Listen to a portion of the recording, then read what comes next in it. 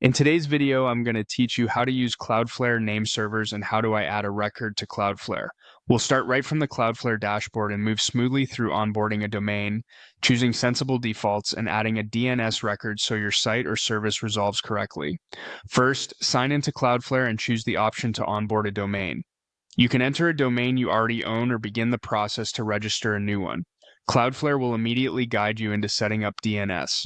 At this stage, you'll see three ways to bring in your records: a quick scan, manual entry, or uploading a DNS zone file. The quick scan is the fastest way to get started because it attempts to detect existing records from your current DNS provider. Select the quick scan option for now. You'll then be shown a prompt related to AI training bots. Cloudflare offers three choices: block on all pages, block only on host names with ads, or do not block. If you're unsure, choose block on all pages for now. You can refine this later as your needs evolve. After making your selection, click Continue to move on. Next, pick a plan. Cloudflare lists free, pro, business, and enterprise. The free plan is perfectly fine for testing, personal sites, and many small projects, and it gives you access to the DNS features we need. Choose free for now and confirm by selecting the plan. Behind the scenes, Cloudflare uses its own authoritative name servers for your domain.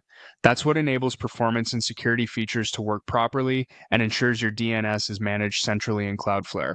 Once your site is created, head to the DNS section, then to the Records tab. Click Add Record. Choose a record type based on your need. For pointing a root domain or subdomain to a server's IP address, select an A record. Enter the name, like the root symbol to target the apex of your domain, or a subdomain such as do. Then enter the IPv4 address provided by your hosting or service. Leave defaults like TTL as is unless you've been instructed otherwise, and keep Cloudflare's proxy on if you want caching and protection. Turn it off if you need a pure DNS-only path. When you're done, click Save. That's it. Give DNS changes a little time to propagate globally. If anything looks off, revisit the Records tab to verify that the scanned entries match your host's settings. You can always add more records later for mail, verification, or additional subdomains, all from the same page.